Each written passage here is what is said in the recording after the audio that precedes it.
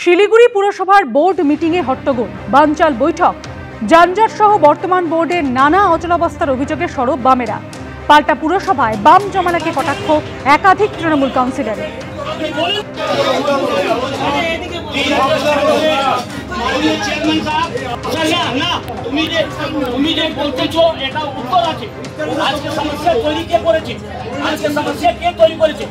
আমরা করছি ये 3 साल में समस्या नहीं हुई, ये समस्या को पैदा आपने किया है। দুপক্ষের বিতণ্ডা হই হট্টগোলের মধ্যেই সভা ছাড়েন বাম কাউন্সিলররা। শিলিগুড়ি যা উন্নয়ন হয়েছে সেটা বাম জমানাতেই, এমনটাই দাবি বামেদের। বাম জমানায় পরিকল্পনা মাফিক কিছু হয়নি, পাল্টা মেয়র গৌতম দেব।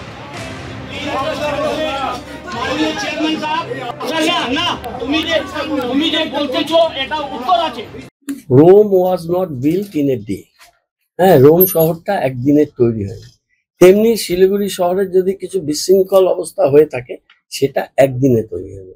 আমরা তো 3 বছর ধরে মাত্র আছি। সিটি প্ল্যানিং এ তোমরা ছিলে স্বাধীনতা থেকে এতদিন, কিছুদিন কংগ্রেস, বাদ বাকি তোমরা।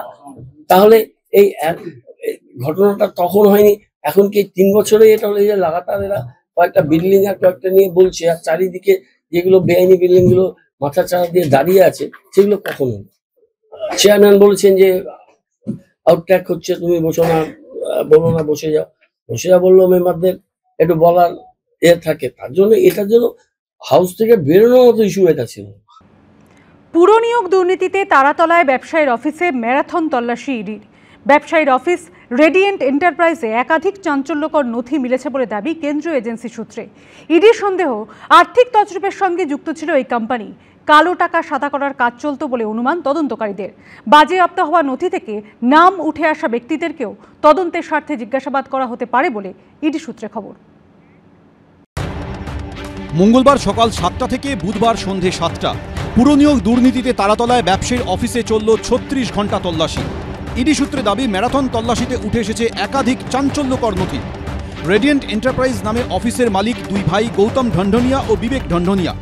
ইডি সূত্রে দাবি বাজেয়াপ্ত করা হয়েছে কয়েক হাজার পাতার নথি। তার থেকে বেশ কিছু সন্দেহজনক লেনদেনের হদিশ মিলেছে। পাওয়া গেছে প্রভাবশালীদের যোগও।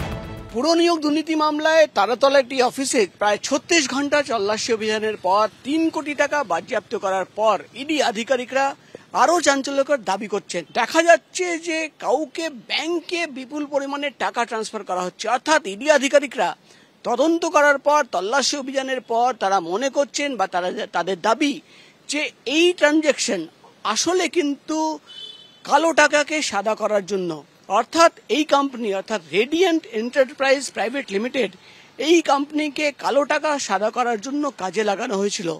কোন কোন প্রভাবশালীরা যুক্ত, কাদের কাদের এই টাকা, কাদের অ্যাকাউন্টে টাকা পৌঁছে গেল, একাধিক তথ্য রয়েছে যেটা খতিয়ে দেখা হচ্ছে। ইডি সূত্রে খবর, হাজার হাজার পাতার নথি খতিয়ে দেখা হচ্ছে। অডিট করতে বিশেষ টিম গঠন করা হয়েছে। গত 10ই অক্টোবর পুরনিয়োগ দুর্নীতি তদন্তে দমকল মন্ত্রী সুজিত বসুর রেস্তোরাঁ, তার সল্টটেকের অফিস, তার ছেলে সমুদ্র বসুর রেস্তোরাঁ ও লাউঞ্জ বার সহ একাধিক জায়গায় তল্লাশি অভিযান চালান ইডি অফিসাররা। মঙ্গলবার ফের অভিযানে নামে ইডি। কলকাতায় মোট 6 জায়গায় তল্লাশি চালায় এনফোর্সমেন্ট ডিরেক্টরেট। মঙ্গলবারের পাশাপাশি বুধবার তারাতলা ও লেকটাউনে ব্যবসায়ী বিবেক ঢন্ঢনিয়ার বাড়ি অফিসে তল্লাশি চালায় ইডি। ফের শহরে উদ্ধার হয় টাকার পাহাড়। ইডি সূত্রে খবর, তারাতলার অফিস থেকে উদ্ধার হয় প্রায় 3 কোটি টাকা। বাড়ি থেকে উদ্ধার হয় নগদ ও প্রায় 10 কোটি টাকার গয়না। ইডি সূত্রে খবর, ব্যবসায়ীর বাড়ি থেকে উদ্ধার হওয়া সোনার গয়না নিয়ে কিছু নথি দিয়েছে ব্যবসায়ীর পরিবার। এদিকে ম্যারাথন তল্লাশির পর ইডি খতিয়ে দেখছে প্রভাবশালীদের কালো টাকা কি সাদা করা হতো।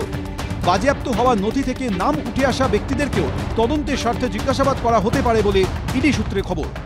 প্রকাশ সিনহা, এবিপি আনন্দ, কলকাতা। কলকাতা ও যাদবপুর সহ রাজ্যের 6টি বিশ্ববিদ্যালয়ে পেল স্থায়ী উপাচার্য। বৃহস্পতিবার কলকাতা বিশ্ববিদ্যালয়ে স্থায়ী উপাচার্য হিসাবে যোগ দিলেন আশুতোষ ঘোষ। নতুন দায়িত্ব পেয়েই অবশ্য উপাচার্যের গলায় শোনা গেল আক্ষেপের সুর। অবশেষে স্থায়ী উপাচার্য পেল রাজ্যের 6টি বিশ্ববিদ্যালয়। দীর্ঘ টালবাহানা শেষে বুধবার নিয়োগ করা হল কলকাতা বিশ্ববিদ্যালয়, যাদবপুর বিশ্ববিদ্যালয়, বিশ্ব বাংলা বিশ্ববিদ্যালয়, সাধু রামচাঁদ মুর্মু বিশ্ববিদ্যালয়, গৌড়বঙ্গ বিশ্ববিদ্যালয় ও কাজী নজরুল বিশ্ববিদ্যালয়ের স্থায়ী উপাচার্যকে। কলকাতা বিশ্ববিদ্যালয়ের স্থায়ী উপাচার্য হলেন আশুতোষ ঘোষ। যাদবপুর বিশ্ববিদ্যালয়ের উপাচার্য করা হলো চিরঞ্জীব ভট্টাচার্যকে। বিশ্ব বাংলা বিশ্ববিদ্যালয়ের উপাচার্য হলেন আবু তালেব। সাধু রামচাঁদ মুর্মু বিশ্ববিদ্যালয়ের উপাচার্য নিয়োগ করা হলো চন্দ্রদীপা ঘোষকে। গৌরবঙ্গ বিশ্ববিদ্যালয়ের স্থায়ী উপাচার্য হলেন আশিস ভট্টাচার্য। এরই পাশাপাশি কাজী নজরুল বিশ্ববিদ্যালয়ের স্থায়ী উপাচার্য হলেন উদয় বন্দ্যোপাধ্যায়। 168 বছরের পুরনো কলকাতা বিশ্ববিদ্যালয় একসময় এই অভিজাত শিক্ষা প্রতিষ্ঠানের উপাচার্য পদ অলঙ্কৃত করেছেন কিংবদন্তীরা। এবার সেই চেয়ারে বসানো হলো আশুতোষ ঘোষকে। কলকাতা বিশ্ববিদ্যালয়েরই রসায়নের অধ্যাপক ছিলেন তিনি। নতুন দায়িত্ব পেয়েই অবশ্য উপাচার্যের গলায় শোনা গেছে আক্ষেপের সুর। আপনি খুব ভালো করে লক্ষ্য করে দেখবেন যে আমাদের আন্ডার গ্রাজুয়েট কলেজগুলোতে এখন কিন্তু স্টুডেন্ট হচ্ছে না। ইভেন ক্যালকাটা ইউনিভার্সিটির আন্ডার গ্রাজুয়েট কলেজগুলোয় সেগুলো কেন হচ্ছে না? তার মানে অনেক সময় এরকম হচ্ছে যে এরকম কিছু সাবজেক্ট আমরা বহুদিন ধরে আমরা পড়িয়ে আসছি, যে সাবজেক্টগুলো স্টুডেন্টরা এখন আর পড়তে ইন্টারেস্টেড নয়। ক্যালকাটা ইউনিভার্সিটিতে আগে পড়ার জন্য সারা ভারতবর্ষ থেকে স্টুডেন্ট আসতো। এনআইআরএফ র্যাঙ্কিংয়ে দেখবেন যে ওখানে থাকে যে তোমাদের ইউনিভার্সিটিতে কতজন বাইরের স্টেটের স্টুডেন্ট আছে এবং সেই অনুযায়ী নাম্বার থাকে। আমরা সেখানে প্রায় 0-র কাছাকাছি পাচ্ছি। এখন আপনি দেখবেন আইজারে তারা কত ভালো ভালো পেপার করছে, তারা ভাটনগর পাচ্ছে। আমরা এখন আমাদের ইউনিভার্সিটিগুলো থেকে আর ভাটনগর পাবে এরকম জিনিস ভাবতেই পারছি না। কেন আমরা পারছি না? এতদিন কলকাতা বিশ্ববিদ্যালয়ের অন্তর্বর্তীকালীন উপাচার্যের দায়িত্ব সামলেছেন শান্তা দত্ত দে। শাসকের আপত্তি আক্রমণের পরও তৃণমূল ছাত্র সংগঠনের প্রতিষ্ঠা দিবসের দিন পরীক্ষা বাতিল করেননি তিনি, জানিয়ে রাজনৈতিক মহলে ঝড় উঠেছিল।